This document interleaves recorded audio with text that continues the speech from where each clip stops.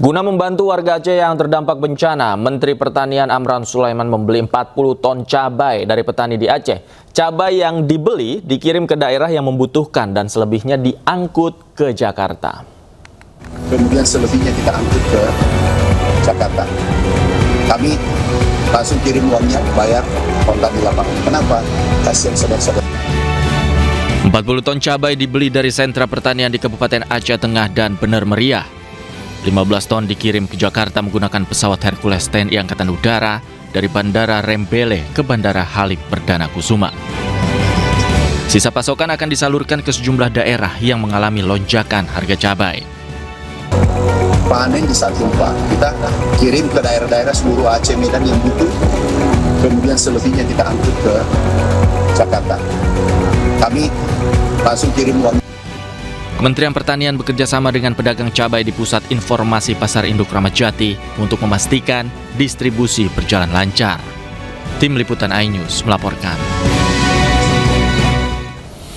Pemirsa, pasca banjir bandang, petugas mulai membersihkan sisa sampah dan lumpur di Kota Langsa dan Tamiang Aceh. Truk besar dan alat berat dikerahkan untuk memudahkan proses evakuasi. Sampah masih menumpuk di pinggir jalan permukiman warga Kota Langsa. Rumah-rumah tenggelam. Petugas dibantu warga membersihkan sampah dengan mengangkutnya menggunakan truk. Sejumlah truk dan alat berat dikerahkan untuk memudahkan pembersihan sisa-sisa banjir bandang. Selain sampah, petugas juga mengeruk lumpur sisa banjir yang sebelumnya menutup akses jalan warga.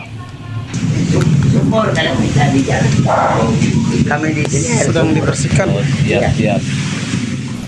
Hampir 2 pekan usai bencana banjir bandang dan longsor menerjang Sumatera, namun hingga kini gas masih belum masuk merata di Aceh. Tak hanya itu, listrik pun belum pulih sepenuhnya.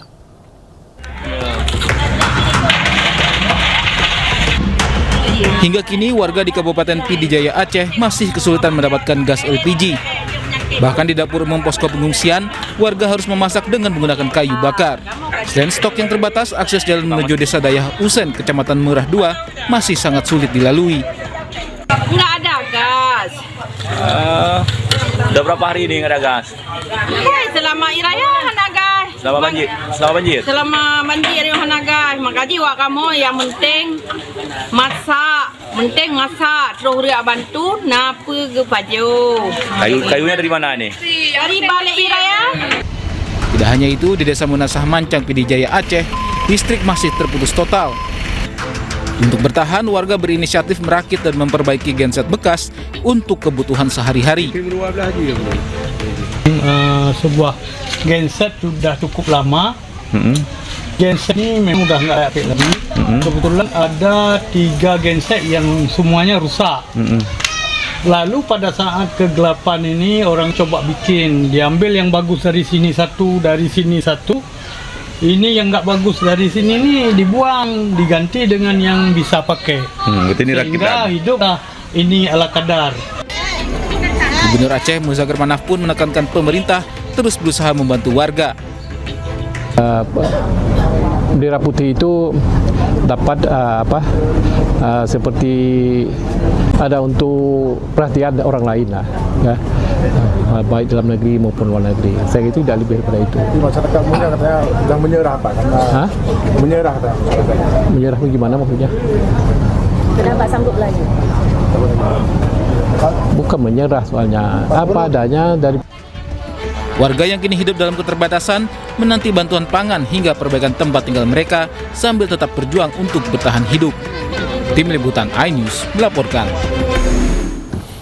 Selain mengecek konsumsi, Presiden Prabowo juga menyempatkan diri untuk berbincang dengan pengungsi. Bukan hanya mendengarkan keluh kesah, tetapi juga memberi semangat dan harapan bagi warga terdampak bencana.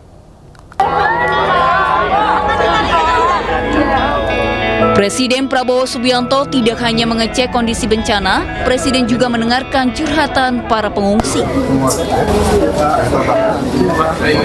Mohon ya Pak ya, segera perbaiki kampung warga.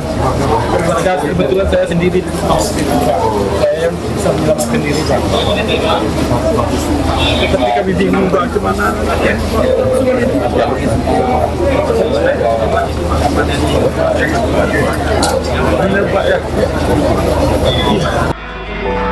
Presiden Prabowo pun berbincang dan memberikan semangat kepada warga.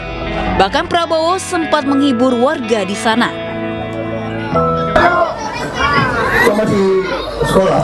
Masih, Pak. Kelas berapa? Kelas 2. Kelas 2 SMA? Wah, pintar juga kok ya? Kok kenal nama semua pejabat ini? Mau jadi tentara? Atau salah hafal nama Menteri Pertahanan? Kau minta petunjuk sama beliau. Kau ngerti kan kasih petunjuk? Di depan pengungsi, Presiden Prabowo pastikan akan terus ada untuk masyarakat. Bantuan dari pemerintah pusat pun akan terus disalurkan. Pemerintah Kota Medan mengembalikan bantuan dari Uni Emirat Arab. Hal ini dilakukan setelah ditegur pemerintah pusat dan Gubernur Sumatera Utara.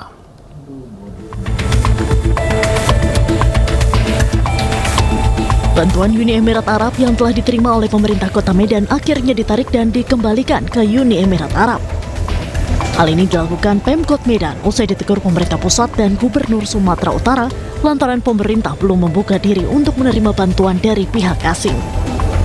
Diketahui bahwa bantuan dari pemerintah Uni Emirat Arab tersebut diserahkan Wakil Duta Besar Uni Emirat Arab untuk Indonesia, Syaima Al-Hebsi di Posko Bantuan Bencana Kota Medan, Gedung PKK Medan, Sabtu 13 Desember lalu. Bantuan yang diberikan berupa beras sebanyak 30 ton serta 300 paket bantuan yang terdiri dari sembako, perlengkapan bayi, dan perlengkapan ibadah sholat. Kembalikan kepada Uni. Alasannya apa Pak Wali? Karena memang pemerintah belum tidak menerima bantuan dari pihak asing. Jadi kita kembalikan kan nantinya bisa dimanfaatkan kembali. Sementara Ketua Umum PMI Yusuf Kala menegaskan bahwa bantuan asing diperbolehkan masuk selama ditujukan untuk kepentingan kemanusiaan dan dikoordinasikan dengan baik oleh pemerintah. Tidak perlu minta, tapi kalau ada masyarakat yang ingin membantu tentu baik saja itu sebagai kemanusiaan. Karena kemanusiaan itu tidak ada batas wilayah. JK juga mengajak seluruh pihak untuk bekerja bersama dalam penanganan bencana di Sumatera. Tim Liputan iNews. Kembali di iNews sore, pemirsa, ekstrimnya medan yang dihadapi tim medis Gayo Luwes berhasil menjangkau daerah terisolir di Kecamatan Pining. Mirisnya, saat petugas datang, warga dilanda kelaparan karena tidak ada bantuan makanan yang masuk pasca banjir bandang.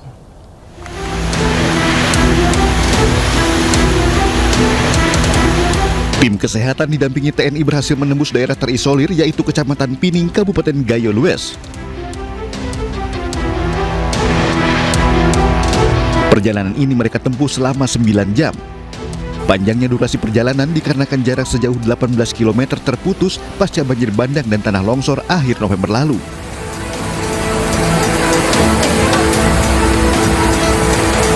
Setibanya di lokasi, tenda pengungsian berdiri seadanya dan terpal lusuh menjadi atap perlindungan warga dari hujan dan dinginnya pegunungan.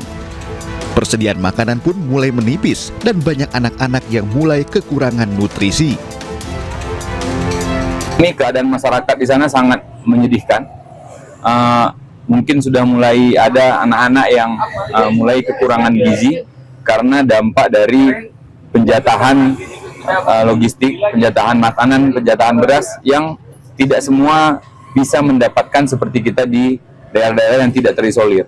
Jadi tujuan kami sebenarnya adalah medis, tapi ternyata dalam perjalanan kita menemukan masalah-masalah kemanusiaan akibat terisolasinya masyarakat di sana.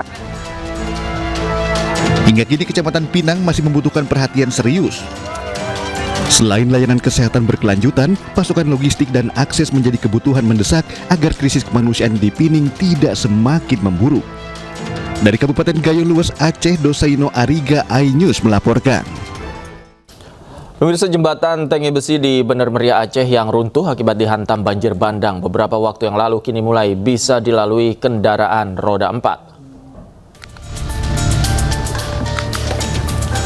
Jembatan Tenge Besi yang menjadi akses Biren Takengon kini bisa dilalui kendaraan roda 4. Meski demikian, akses jembatan hanya bisa dilalui mobil berpenggerak 4 roda.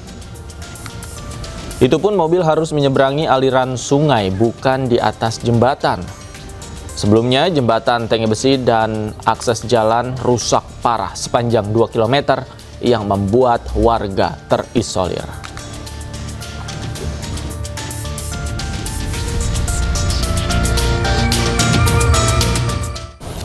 Setelah sebelumnya terputus akibat banjir bandang, jembatan Beli yang berada di Biren, Aceh telah selesai diperbaiki.